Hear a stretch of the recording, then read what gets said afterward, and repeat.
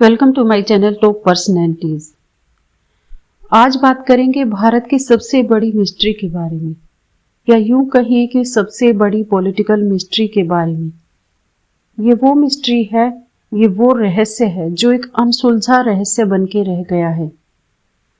भारत के एक ऐसे प्रधानमंत्री जिनकी मौत आज भी भारत की सबसे बड़ी मिस्ट्री बनी हुई है। आज भी पता नहीं चला है कि उनकी मौत कैसे हुई थी। लाल बहादुर शास्त्री जी की हम बात कर रहे हैं। आज हम आपको बताने वाले हैं कि क्या हुआ था उस रात लाल बहादुर शास्त्री जी के साथ, भारत के प्रधानमंत्री के साथ। उनकी डेथ से रिलेटेड सारी कंस्पिरेशन थ्योरी क्या थी, क्या बताया जाता है, किस तरह से उनके साथ में किन किन एंगल्स को देखा जाता है। ऐसी कंस्पिरेशन थ्योरी हैं जिसमें विश्व के बड़े बड़े लीडर्स का नाम सामने आता है, देश के बड़े बड़े लीडर्स का नाम सामने आता है, पॉलिटिकल पार्टीज के बड़े नेताओं का नाम सामने आता है। उनके साथ क्या हुआ था उस रात वहां पर जो मौजूद थे उनके साथ। ताशकंद में उनकी रहस्यमयी मौत कैसे हो गई, ये आज आपको बताएंगे। इसके साथ ही जो शास्त्री जी के लिए पार्लियामेंट्री कमेटी बनी थी, इंक्वायरी कमेटी, राजनारायण जो कमेटी थी, उसकी रिपोर्ट कभी भी पेश क्यों नहीं हो पाई, कभी भी वो रिपोर्ट पब्लिक क्यों नहीं की गई, कहाँ है वो रिपोर्ट, कहाँ गायब हो गई, ये सब आज आपको बताने वाले हैं। आखिर क्या हुआ था शास्त्री जी के साथ, यह सब कुछ आज की वीडियो में हम बात करेंगे। देश के इस सबसे बड़े डेथ केस के बारे में या डेथ मिस्ट्री के बारे में, पॉलिटिकल मिस्ट्री के बारे में बात करने वाले हैं। लाल बहादुर शास्त्री जी महज 19 महीनों के लिए देश के प्रधानमंत्री रहे थे, देश के दूसरे प्रधानमंत्री बने थे, लेकिन इन 19 महीनों में उन्होंने दुनिया भर को ये एहसास दिला दिया था कि भारत की पावर क्या है। भारत की पावर का उन्होंने एहसास दिला दिया था जब 1965 में इंडिया और पाकिस्तान की वार होती है, और उस वॉर में शास्त्री जी ने ऐसे कड़े कदम उठाए थे जिसके बाद न सिर्फ सरहद पर भारत जीता था, बल्कि विश्व पटल पर भी भारत की एक ऐसी इमेज उभर कर आई थी जिसमें भारत ने पाकिस्तान को बुरी तरह से पछाड़ दिया था। भारत और पाकिस्तान के बीच का जो वार था वो 1965 में खत्म हुआ। उसके बाद भी पाकिस्तान की तरफ से सीज फायर लगातार चल रहा था, उसका वायलेशन हो रहा था सरहद पर। इस बीच में जब सीज फायर सरहद पर जो तनाव था वो बढ़ने लगा था, तब यूएसएसआर के जो प्रेसिडेंट थे कोसिजिन, एएन कोसिजिन, तो कोसिजिन ने यहाँ पे यूएसएसआर के जो प्रेसिडेंट थे उन्होंने पीएम शास्त्री को और पाकिस्तान के प्रेसिडेंट अयूब खान को ताशकंद बुलाया मिलने के लिए, एक तरह से कहा जाए कि शांति वार्ता के लिए। और उसके तहत ताशकंद जो एग्रीमेंट था उसके तहत यहाँ पे शांति से इस मसले को सुलझाने के लिए वहां पर बुलाया जाता है। अब शास्त्री जी यहाँ से ये बताते हैं कि उनको ये पहला दौरा होने वाला था जब उनकी जो वाइफ थी शास्त्री जी की, ललिता शास्त्री, वो उनके साथ इस दौरे पर नहीं जाने वाली थी। उनको इस दौरे पर ले जाने से मना किया गया था।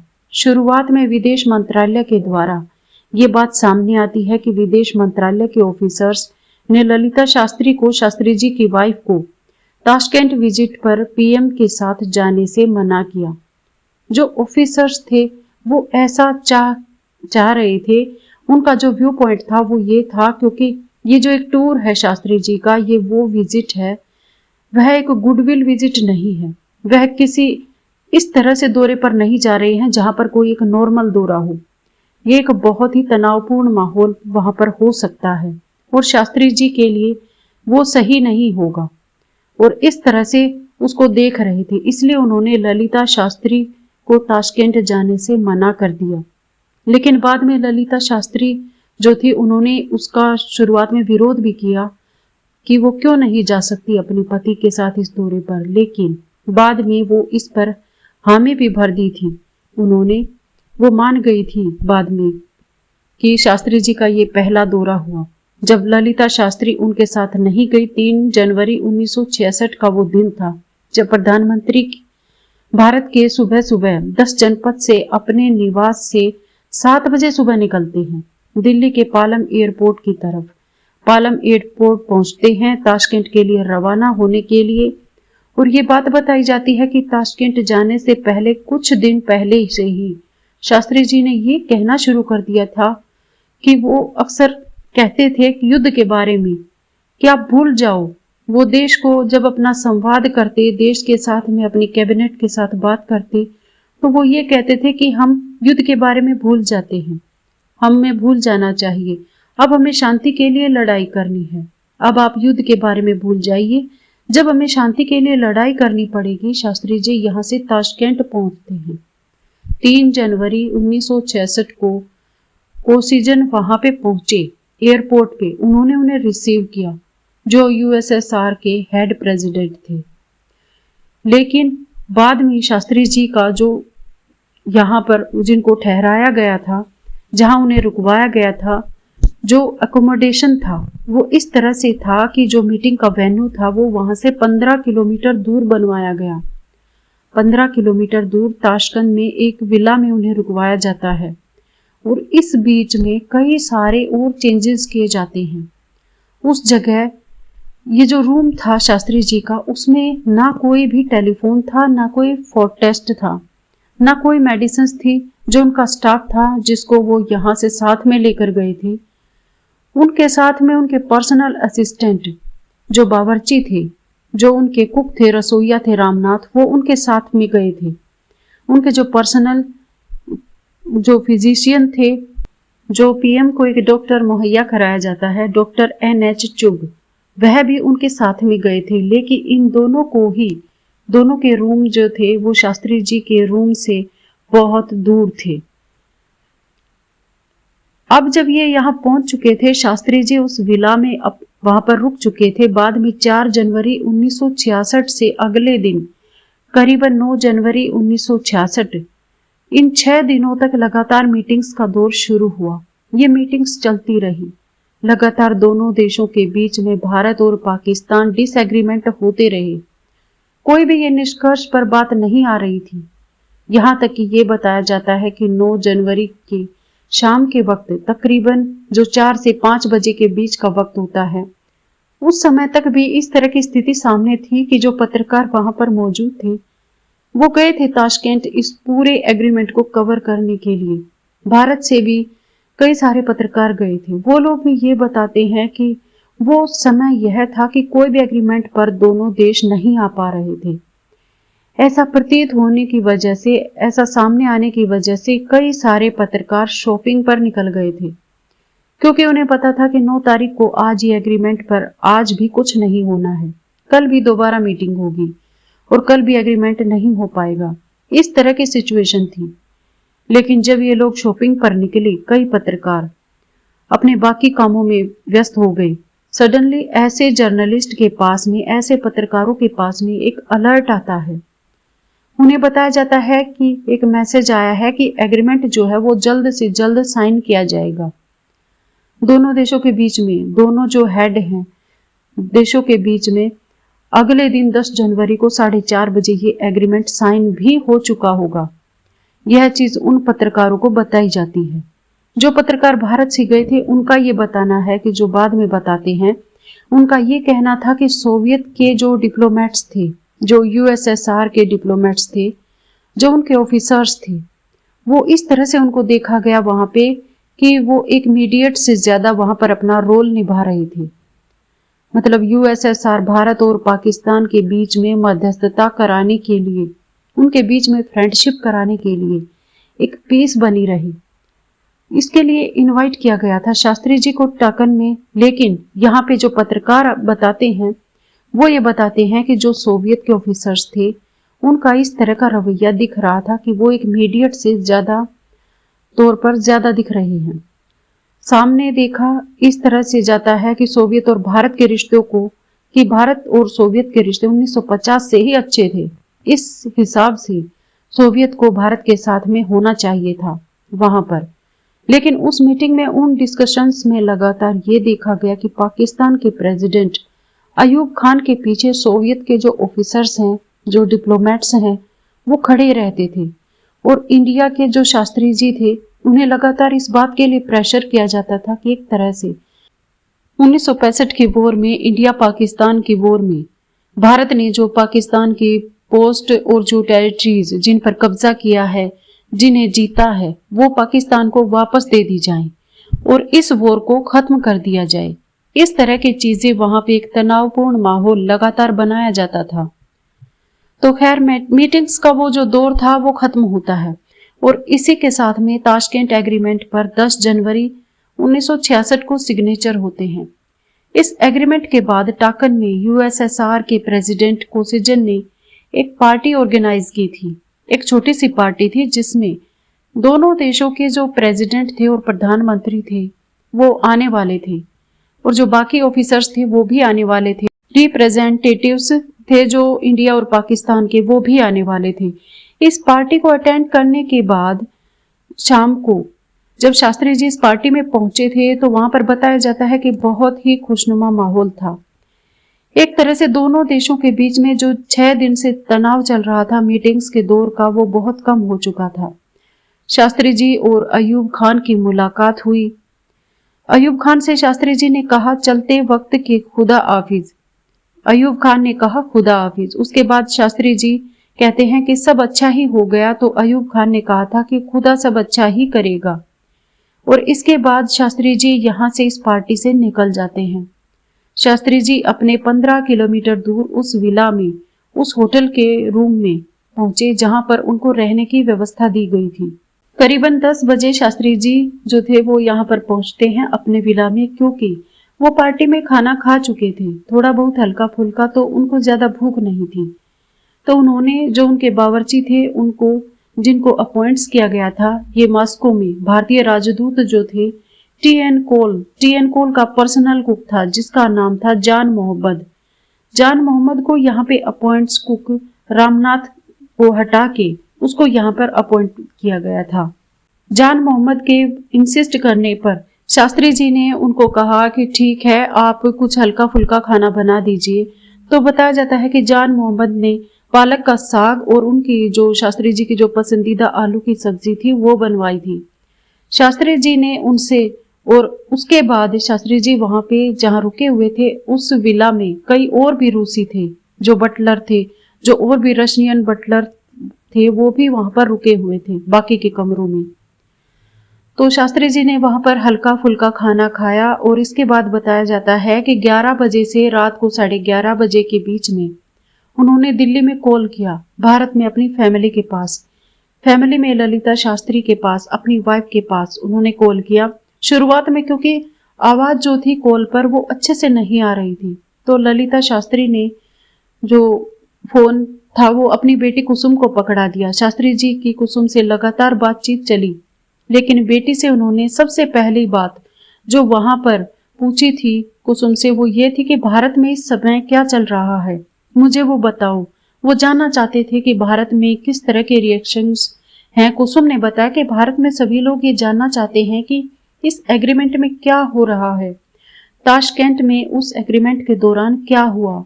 इसके बाद शास्त्री जी ने अपने परिवार से कहा कि आप भारतीय जो न्यूज़पेपर्स हैं वो कायरो में भेज दीजिए, क्योंकि जो अगला उनका यहाँ से निकल जाने के अगले दिन कायरो पहुंचने वाले थे वो। तो ये बताया जाता है कि शास्त्री जी ने कहा कि आप यहाँ पर न्यूज़पेपर भेज दें, जो अखबार हैं वो भेज दें। इस बात को देखा जा सकता है कि लाल बहादुर शास्त्री कितने ज्यादा एक तरह से जानना चाहते थे कि भारत के रिएक्शंस क्या आ रहे हैं इस समझौते पर जो हमने किया है पाकिस्तान के साथ में। वो ये जानना चाहते थे भारत के लोगों की, यहाँ की सरकारों के, हमारी जो अपोजिशन पार्टी है उसके रिएक्शंस क्या है, मीडिया का रिएक्शंस क्या है। इस टाइम पे यह बताया जाता है कि शास्त्री जी अपने होटल में उस रूम के अंदर वॉक कर रहे थे, तो वहां पर चल फिर रहे थे। रात के करीबन 12 बजे शास्त्री जी के पास जान मोहम्मद एक बार फिर से आता है और वो एक दूध का गिलास लाया था। जान मोहम्मद एक दूध का गिलास लाकर शास्त्री जी के कमरे में रखता है और उसके बाद शास्त्री जी ने फोन पर कुसुम से जो अपनी आखिरी वर्ड कहे थे वो अपनी बेटी से, वो अपने परिवार के साथ उस कॉल पर उनके आखिरी वर्ड थे। उन्होंने कहा था कि अब मैं एक गिलास दूध पीकर सोने वाला हूं और उसके बाद मैं सो जाऊंगा। इसी के साथ में ये जो कॉल था वो डिस्कनेक्ट हो जाता है।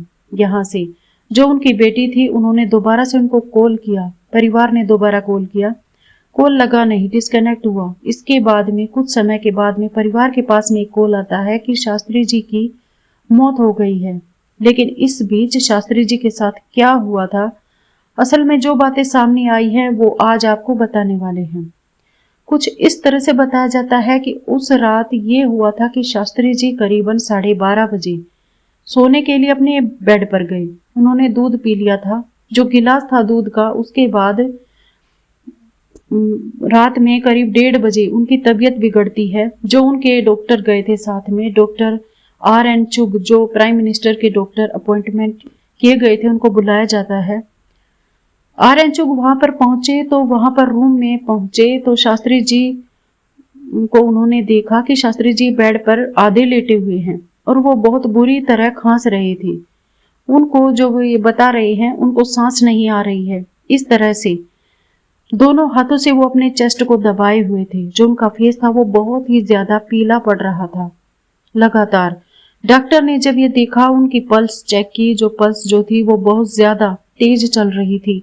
इसके बाद उन्होंने ब्लड प्रेशर चेक किया तो उनका वो रजिस्टर ही नहीं हो रहा था मशीन में। डॉक्टर ने उसके बाद शास्त्री जी को तकिया लगाकर, क्योंकि एक रिक्लाइंड पोजीशन पर उनको लिटाया बिस्तर पर, और उसके बाद इंट्रामस्कुलर इंजेक्शन, ये उन्होंने 2 इंट्रामस्कुलर ऐसे इंजेक्शन थे जो उन्होंने शास्त्री जी को दिए। वो कहते हैं कि 3 मिनट के बाद ही जो शास्त्री जी थे, उनकी कॉन्शियसनेस थी, जो उनका जो होश था वो खो चुके थे।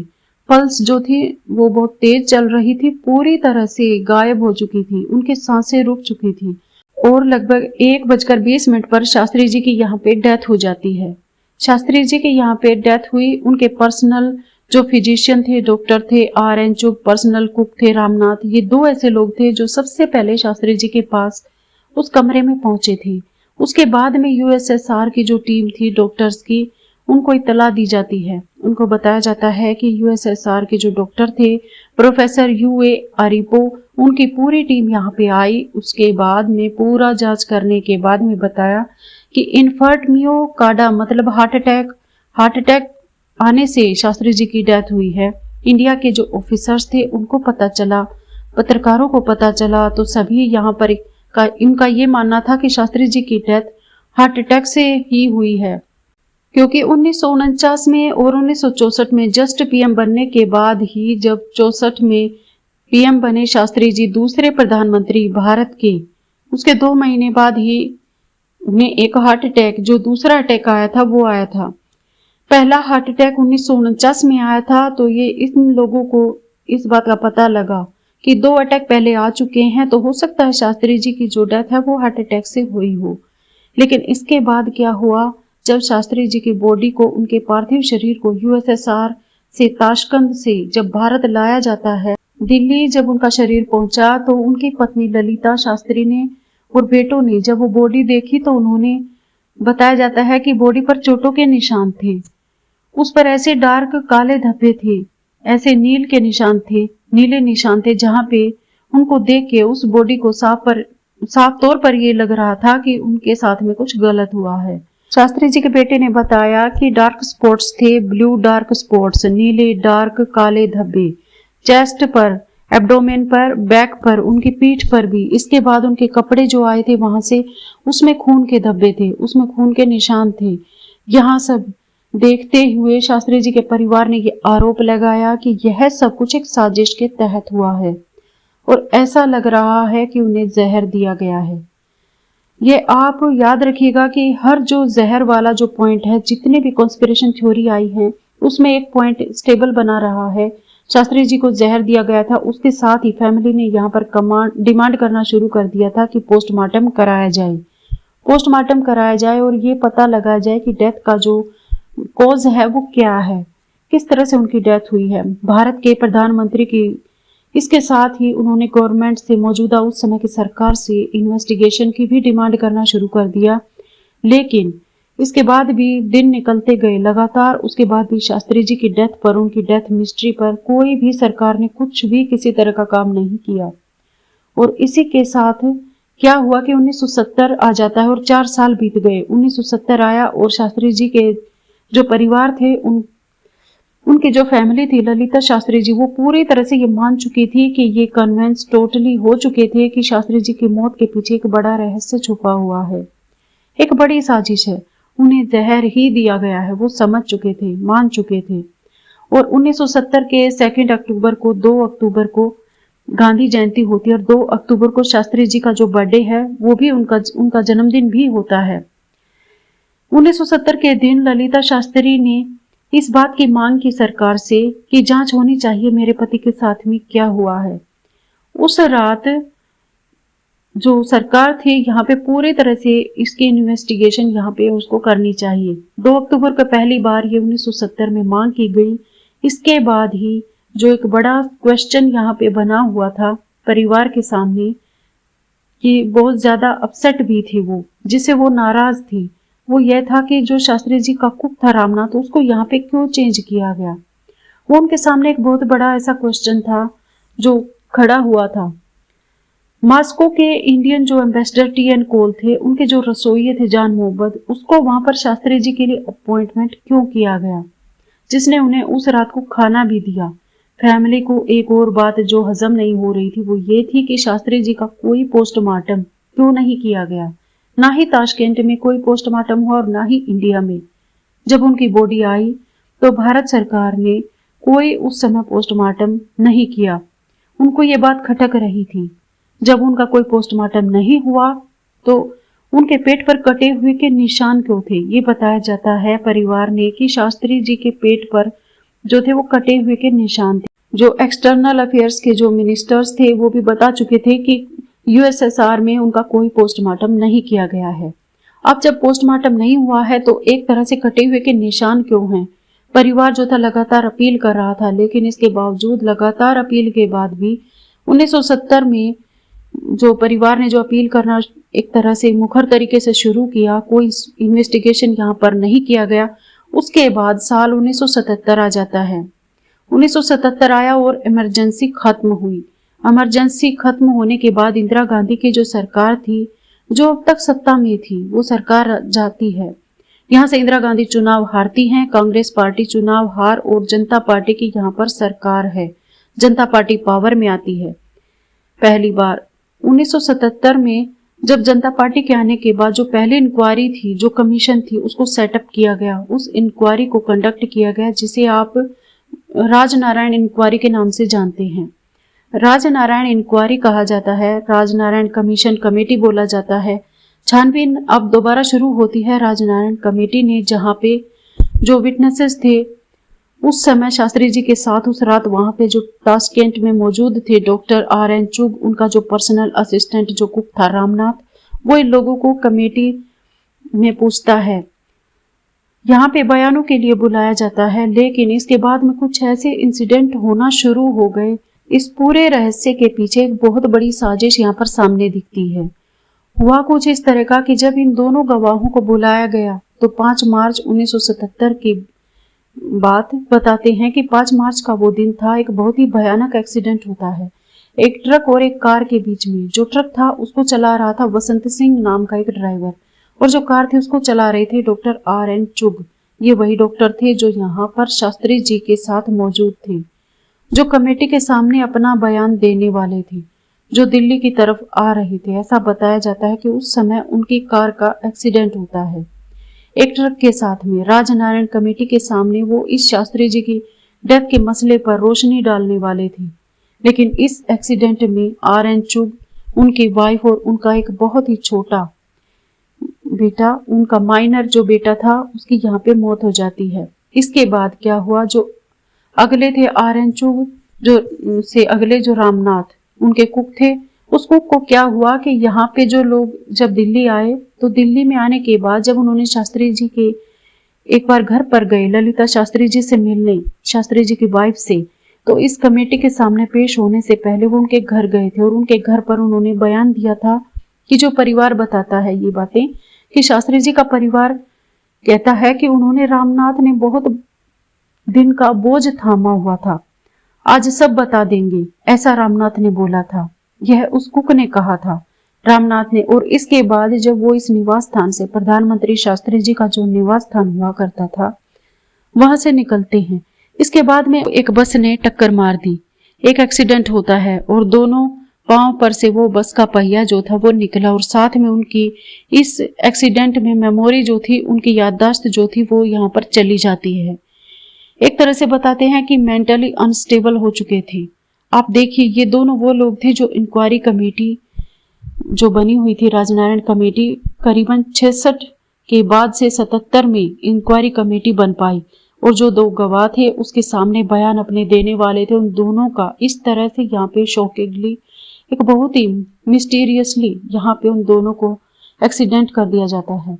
उनका यहाँ पर बयान नहीं दे पाते वो लोग। जो राजनारायण कमेटी बनी, उनके जितने रिकॉर्ड थे, जितनी भी सर्च थी, जितने रिसर्च थी, जितने डॉक्यूमेंट थे, उनको सडन गायब कर दिया गया और वो आज तक नहीं मिले हैं। यहाँ तक कि पार्लियामेंट की जो लाइब्रेरी है वहां पर भी ये रिकॉर्ड्स आज भी मौजूद नहीं है। साल 2009 में एक आरटीआई डाली गई थी। आरटीआई ये डाली गई थी कि गवर्नमेंट से शास्त्री जी की जो डेथ है उससे रिलेटेड जितने भी डॉक्यूमेंट है, जितने भी दस्तावेज सरकार के पास हैं, उन सबको सरकार पब्लिक करे। इसके लिए आरटीआई डाली गई। प्रधानमंत्री ऑफिस से, प्रधानमंत्री कार्यालय, पीएमओ से यहाँ पे रिप्लाई भी आया था। इस आरटीआई पे उन्होंने बताया था कि शास्त्री जी की डेथ से रिलेटेड उनके पास में सिर्फ एक डॉक्यूमेंट है, सिर्फ एक दस्तावेज है, लेकिन वो दस्तावेज उन्होंने रिफ्यूज कर दिया दिखाने से, पब्लिक करने से मना किया। कुल मिलाकर जो सरकार थी उसने ये बता दिया था कि भाई किसी भी दस्तावेज को हम यहाँ पे पब्लिक करते हैं तो एक फॉरेन कंट्री ऐसी है, एक फॉरेन कंट्री, कोई फॉरेन स्टेट है जिसके साथ हमारे जो रिलेशंस है वो यहाँ पे खराब हो सकते हैं, जिसके वजह से हम यहाँ पर इन दस्तावेजों को पब्लिक नहीं कर सकते। कंस्पिरेशन थ्योरी की बात कर लेते हैं कि कौन कौन सी ऐसी कंस्पिरेशन थ्योरी बताई जाती हैं जो शास्त्री जी की डेथ से रिलेटेड सामने आई है। आज तक पहला है कि केजीबी जो है, सोवियत यूनियन की जो मेन सिक्योरिटी एजेंसी हुआ करती थी, केजीबी को यह संदेह हुआ था शुरुआत में कि शास्त्री जी को जहर दिया गया है। केजीबी खुफिया एजेंसी है, सोवियत यूनियन की हुआ करती थी उस समय पर। उसको संदेह हुआ शुरुआत में 1966 में जब शास्त्री जी की डेथ हुई, उनको जहर दिया गया है। ये किस तरह से हुआ था? जिस दिन शास्त्री जी की उस रात को डेथ हुई थी उसके बाद ही 4 बजे के आसपास, 1:30 बजे उनकी डेथ हुई थी और 4 बजे 3 घंटे के बाद ही शास्त्री जी से जुड़े उनके आसपास जितने भी रूसी बटलर रहते थे, हमने उनको बताया था। उन रूसी बटलर में से एक बटलर था अहमद सतारोव नाम का जो बटलर था, केजीबी के वो वीआईपी सिक्योरिटी में ऑफिसर्स रहते हैं। उन्होंने आधी रात में जाके उनको जगाया, सुबह के 4 बजे यहाँ पर उसको अरेस्ट कर लिया गया। अरेस्ट करने के बाद में ये इसलिए अरेस्ट किया गया, जो केजीबी के ऑफिसर्स ने बयान दिया कि भारतीय प्रधानमंत्री शास्त्री जी को जहर दिया गया था। यहाँ पर उन्होंने ये बोला था, ये बताया था। इसकी वजह से यहाँ पर सतारों को पकड़ा गया है और उसको हथकड़ी लगाई गई है। उसको हथकड़ी लगाकर सतारों को, अहमद सतार को एक जगह पे ले जाया जाता है। बताते हैं कि 3 और जूनियर बटलर थे साथ में। 30 किलोमीटर की दूरी पर एक स्थान वहां पर ले जाया गया।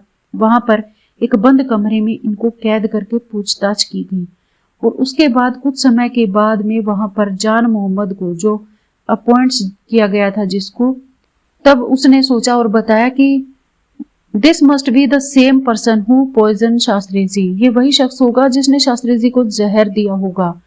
ये यहाँ से बयान सामने आता है। तो सबसे पहला है कि केजीबी को ये लगता था कि शास्त्री जी को जहर दिया गया है। अगला एंगल बताते हैं, धर्म तेजा एंगल। ये आपने शायद ही सुना हो, क्योंकि इस एंगल की अकॉर्डिंग जयंती धर्म तेजा एक शिपिंग टाइकून हुआ करते थे भारत सरकार में।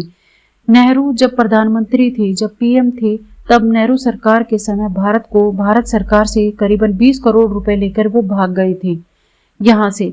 भारत सरकार लगातार इनका पीछा करती रही, लेकिन एक तरह से, जिस तरह से आज की विजय माल्या हैं, नीरव मोदी हैं, इस तरह से ही एक डस्टर, एक तरह से कहेंगे कि वो यहाँ से भागे थे, यहाँ से पैसा लेकर भगोड़े हुए थे।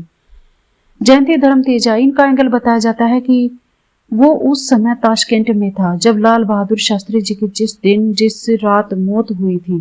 शास्त्री जी ने असल में क्या किया था, भारत में कि धर्म तेजा के ऊपर जांच बिठा दी थी और पिछली सरकारों के साथ में धर्म तेजा के क्या सीक्रेट हैं, जो उनके कनेक्शंस थे वो उन्हें उनके बारे में पता लग चुका था। शास्त्री जी को इस वजह से यहाँ पर माना जाता है कि धर्म तेजा का उनकी डेथ से, उनकी मौत से रिलेटेड उसका नाम सामने आ जाता है। वो वहां पर ताशकेंट में ही उस समय मौजूद था। जब रिपोर्ट सामने आई तो जब खुफिया विभागों ने पता किया था, उन्होंने बताया था कि ताशकेंट में धर्म तेजा नाम का एक शख्स है। लेकिन उस समय इसके बाद में पूरे एक तरह से कहा जाए कि इस कंस्पिरेशन थ्योरी को यहाँ पे उसी समय प्रूव कर दिया गया, गलत साबित कर दिया गया। जिस तरह से हुआ था कि अब पार्लियामेंट में उस समय जो मिनिस्टर ऑफ एक्सटर्नल अफेयर्स थे स्वर्ण सिंह, उन्होंने ये क्लियर किया था कि ये कंफ्यूजन है। और इसको क्लियर करते हुए उन्होंने कहा था कि जो तेजा वहां पर प्रेजेंट है ताशकेंट में, वो इंडियन एम्बेसी के इंफॉर्मेशन सेक्रेटरी हैं, वो जयंती धर्म तेजा नहीं है। यहाँ पर इस तरह से इस पर जो कंफ्यूजन था उसको क्लियर किया। लेकिन आज भी ये रहस्य बना हुआ है कि क्या असल में ये वही धर्म तेजा था, क्या उसका किसी तरह से हाथ है लाल बहादुर शास्त्री जी की डेथ में। अगला एंगल बताया जाता है नेताजी सुभाष चंद्र बोस से रिलेटेड। सुभाष चंद्र बोस से रिलेटेड इस तरह से ये एंगल सामने आता है कि शास्त्री जी जो थे वो बहुत जल्दी एक सेकंड इंक्वायरी कमेटी जो थी वो बिठाने वाले थे। जो हमारे नेताजी सुभाष चंद्र बोस का जो वो गायब हुए थे सडन, उनकी जो डेथ मिस्ट्री है उसके लिए वो एक सेकंड इंक्वायरी कमीशन जल्दी से जल्दी बिठाने वाले थे, जिसके लिए वो कई बार प्रयास कर चुके थे। लेकिन कई बड़े इन्फ्लुएंशियल ऐसे नेता थे, राजनेता थे भारत के, जिनकी वजह से वो ये नहीं कर पा रहे थे। शास्त्री जी असल ये हुआ था कि 1960 के दशक में वो उस समय पर जब शास्त्री जी प्रधानमंत्री थे, तब एक गुमनामी बाबा का जो एक बताया जाता है एक रूमर एक तरह से आया था सामने कि गुमनामी बाबा जो उत्तर प्रदेश में रह रहे हैं वही नेताजी सुभाष चंद्र बोस हैं। वो भारत वापस आ चुके हैं और यहाँ ये चीज बताई जा रही थी। इसके वजह से ये जो पूरा फोकस था वो पूरा मीडिया का, देश का, कई लोग डिमांड करने लगे थे दोबारा से इंक्वायरी हो।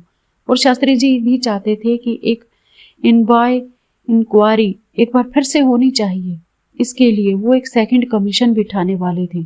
शास्त्री जी ने ताशकेंट जाने से पहले ही 3 हफ्ते पहले सिर्फ 1965 दिसंबर के महीने में मायो रोड पर नेताजी के जो उनका स्टैचू था उसका उद्घाटन यहाँ पर किया था। यहाँ पे ये एक बात भी सामने आई थी कि अमरनाथ बोस जो उन्होंने आश्वासन दिया था 3 हफ्ते पहले ही रशिया अपनी इस विजिट के पहले कि वो रशिया जब जाएंगे तो वहां पे उसके बारे में, नेताजी की मिस्ट्री के बारे में यहाँ पे पता करने वाले हैं। तो इस एंगल को बड़े पैमाने पर, बड़े तौर पर देखा जा रहा है कि कहीं नेताजी की डेथ से जो मिस्ट्री है उसके जो लोग दबाना चाह रहे थे, कहीं उन्होंने शास्त्री जी को इस तरह से साजिश करके उनकी हत्या तो नहीं करवा दी। इस तरह से इस चीज को भी देखा जा सकता है। अगली जो एक कंस्पिरेशन थ्योरी है वो एक बहुत ही स्ट्रॉन्ग कंस्पिरेशन थ्योरी है जो डॉक्यूमेंटेशंस की खुफिया एजेंसी CIA का इन्वॉल्वमेंट था। ये कैसे सामने आया कि एक CIA के बहुत ही फेमस एजेंट हैं रॉबर्ट क्रोली। रॉबर्ट क्रोली ने एक इंटरव्यू दिया एक जर्नलिस्ट जॉर्जियो डगलस को। उस इंटरव्यू में उन्होंने कंफर्म किया था इस बात को, उन्होंने पुख्ता तौर पर कहा था कि जो लाल बहादुर शास्त्री जी की, भारत के प्रधानमंत्री जी की जो मृत्यु हुई है, और यहाँ तक कि जो होमी जहांगीर भाभा, भारत के न्यूक्लियर साइंस के जनक जिनको कहा जाता है, उनकी जो मौत हुई है, ये दोनों चीजें CIA का काम है, हमने ही ये किया है। एक CIA एजेंट ये खुद कह रहा था।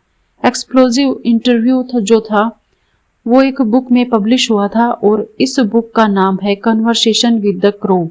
उस बुक में साफ तौर पर रॉबर्ट क्रोली ने ये कहा, उन्होंने बताया कि जो उनका स्टेटमेंट था, उनका स्टेटमेंट कहता है कि दुनिया 2 धड़ में डिवाइड हो चुकी थी कोल्ड वॉर के बाद, और अमेरिकन ये जानते थे, US ये जानता था कि अगर न्यूक्लियर पावर बन जाता है तो इस न्यूक्लियर पावर पे अगर इंडिया काम करता है तो वो पावर बैलेंस को पूरी तरह से दुनिया को हिला देगा। इसके साथ ही नई दिल्ली के साथ, मतलब भारत के साथ में कोई भी सपोर्ट अमेरिकन ने उस समय 1965 की वॉर में नहीं किया। और इसी चीज को देखते हुए रशिया ने, USSR ने यहाँ पे वो जो वैक्यूम था, जो वेस्ट, मतलब US भारत की नहीं हेल्प कर रहा था 65 की वॉर में, उसको फिलअप करते हुए भारत के साथ अपनी नजदीकियां बढ़ा ली थी। और भारत की जो डिपेंडेंसी थी वो सोवियत की टेक्नोलॉजी और वेपन्स पर हो चुकी थी, जो कि लगातार बढ़ रही थी, जिसकी वजह से जो वॉर के बाद भी लगातार इनकी नजदीकियां बढ़ने लगी थी। शास्त्री जी जो थे उन्होंने ग्रीन लाइट यानी कि एक हरी झंडी दे दी थी न्यूक्लियर टेस्ट को भारत के अंदर करने के लिए।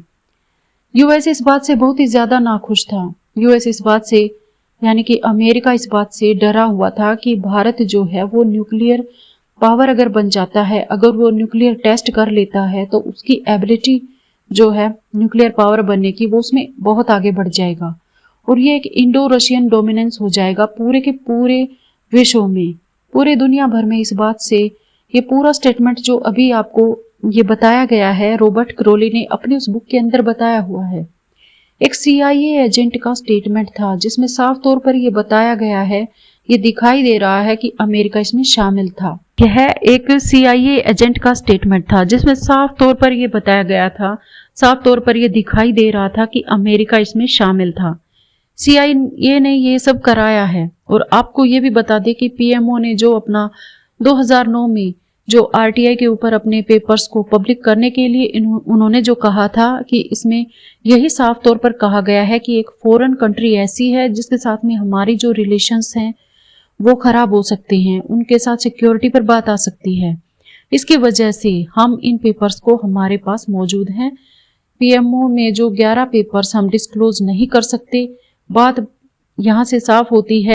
इसके अलावा कई सारे सवाल उठते हैं। सवाल इस तरह के उठते हैं कि शास्त्री जी के कमरे में कोई रिंग बेल क्यों नहीं थी, कोई टेलीफोन क्यों नहीं था, जो उनका अकोमोडेशन दिया गया था, वो जो मिला था वो 15 किलोमीटर 20 किलोमीटर दूर क्यों था मीटिंग वाले वेन्यू से, ताशकेंट सिटी से इतना दूर क्यों उनको बनाया गया था।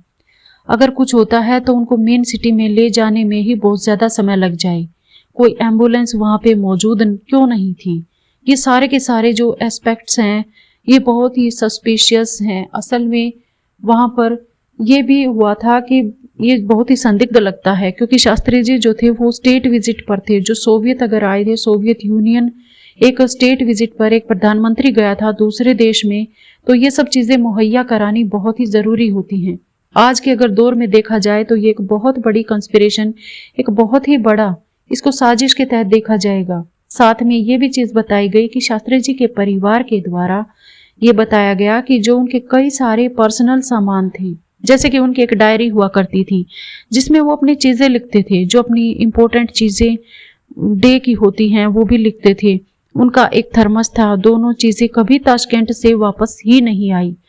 हाल ही में 2018 में जो एक लेटेस्ट इंप्रूवमेंट जो इस केस में पूरा हुआ शास्त्री जी की डेथ मिस्ट्री में, जो कि 66 से अभी तक सोल्व भी नहीं हो पाया। हाल ही में 2018 में सेंट्रल इंफॉर्मेशन कमीशन CIC ने PMO को ये निर्देश दिया था कि प्रधानमंत्री कार्यालय को कि जो 1966 में शास्त्री जी की रहस्यमय मौत हुई है उससे रिलेटेड जितने भी दस्तावेज 1977 की जो राजनारायण कमेटी बनाई गई थी, जो पहली कमेटी बनी थी, उनके जो रिकॉर्ड्स हैं उनको आप पब्लिक करें, सार्वजनिक करें। ये आप बताएं जनता को कि असल में क्या हुआ था। इंफॉर्मेशन कमिश्नर जो CIC के उस समय श्रीधर आचार्य लू, तो M श्रीधर आचार्य लू ने ये डायरेक्ट निर्देश दिए थे PMO को, एक्सटर्नल अफेयर्स मिनिस्ट्री को, होम मिनिस्ट्री को, तीनों को, कि आप ये जो स्टेट कैटेगरी जो जितने भी डॉक्यूमेंट हैं शास्त्री जी के उस डेट से रिलेटेड जो आपके पास अवेलेबल हैं इस समय, वो सारे के सारे आप जनता के सामने बताएं, क्योंकि उनका ये कॉन्स्टिट्यूशनल ड्यूटी है। ये आपकी PMO की, होम मिनिस्ट्री की इन्फॉर्म करना, जनता को बताना लोगों को कि लेजिटिमेसी PMO का ये हेड था जो खुद प्रधानमंत्री था, तो लोगों को ये राइट है कि वो ये जाने कि उनके लीडर के साथ असल में हुआ क्या था। आचार्य उल्लू ने यह भी कहा था कि कमिश्नर जो थे इंफॉर्मेशन कमिश्नर, उन्होंने ये भी कहा था कि CIC ने इससे पहले भी PMO से इन दस्तावेजों के बारे में बात की है, रिकॉर्ड्स को खुलासा करने के लिए कहा है, लेकिन केंद्रीय सचिवालय ने, कैबिनेट सेक्रेटरीट ने ये कहा है कि यहाँ पे कि जो मौत से संबंधित करीबन 11 बजे उनके पास में जो डॉक्यूमेंट उनके पास हैं वो 11 पेज के हैं, लेकिन इन रिकॉर्ड्स को गुप्त और गोपनीय होने का दावा किया गया। आचार्य कहते हैं कि ये जो गोपनीय और गुप्त अगर आप इसको रखना चाहते हैं तो आरटीआई के अधिनियम के धारा 81A के तहत आपको एक छूट दी गई है कि सरकार उन डॉक्यूमेंट को एक सीलबंद लिफाफे में आयोग के समक्ष पेश कर सकती है। आप हमें कमीशन के पास में ये दे सकते हैं, CIC को ये दे सकते हैं, जिससे क्या होगा कि हम एक निर्णय ले पाए कि जो धारणाएं बन रही हैं शास्त्री जी की मौत से रिलेटेड आज तक जो बनी आ रही हैं, जो कंस्पिरेशन थ्योरीज भी हम कहते हैं, आरोप भी लगाते हैं कई लोगों पे, तो ये धारणाएं बन रही हैं उनको हम क्लियर कर सकें, असल में बता सकें कि क्या ये सही है या नहीं। पूरी चीज को एक लेटेस्ट डेवलपमेंट जो है, लेकिन उसके बाद इस पे कोई कार्रवाई आगे नहीं की गई। शास्त्री जी के निधन के बाद कई सारे सवाल उठे, लेकिन दो ऐसे सवाल हैं जो आज भी खड़े हुए हैं। एक तो ये कि शास्त्री जी की जो डेथ हुई उसके बाद में उनका पोस्टमार्टम क्यों नहीं हुआ USSR में, सोवियत यूनियन में, और इसके बाद में जब उनकी बॉडी यहाँ पर आ गई तो उनकी जो अस्थियां थी, जो उनके शरीर की जो पार्थिव शरीर की जो अस्थियां थी, उन मोर्टल रिमेन्स का उनका जो पोस्टमार्टम भारत में क्यों नहीं किया गया। मान लीजिए अगर USSR ने नहीं किया तो भारत में जब वो बॉडी आई शास्त्री जी की तब यहाँ पर क्यों नहीं हुआ। उसके बाद में एक बड़ा सवाल जो खड़ा होता है, जिसके बारे में आपको कई सारे प्रूफ भी दे दिए गए हैं, लोग ये मानते हैं कि उन्हें जहर दिया गया है। वो इस तरह से है कि जब उनके परिवार ने उनके शरीर को देखा तो पूरी तरह से नीला पड़ चुका था, उस पर कई सारे नीले डार्क धब्बे थे, खून के निशान थे उनके कपड़ों पर, जो उनकी कैप थी उस पर। तो ये बताया जाता है कि एक बड़ा सवाल जो खड़ा होता है कि शास्त्री जी को जहर दिया गया था, दूध के गिलास में मिलाकर उनको जहर दिया गया था, ये भी बड़ा सवाल है जो आज तक एक सवाल बना हुआ है। इस पर लोग जानना चाहते हैं। ये उनका हक है कि अपने प्रधानमंत्री के बारे में, भारत के दूसरे प्रधानमंत्री के बारे में ये जानने का हक है कि एक ऐसे लीडर जिन्होंने 1965 की वॉर में भारत को जीत दिलवाई, उन्होंने वर्ल्ड फोरम पर भारत को एक विश्व स्तर पर खड़ा किया, दुनिया भर के सामने भारत की पावर जो थी वो 65 में दिखाई, उनके बारे में जानने का पूरा हक है देश की जनता को। उनके साथ आखिर में क्या हुआ था। तो आज की वीडियो में इतना ही, मिलते हैं अगली वीडियो में एक नए विषय के साथ। तब तक के लिए खुश रहें। अगर वीडियोस अच्छी लगे तो प्लीज चैनल को सब्सक्राइब करना ना भूलें। Thanks to all, thanks for watching, bye, take care.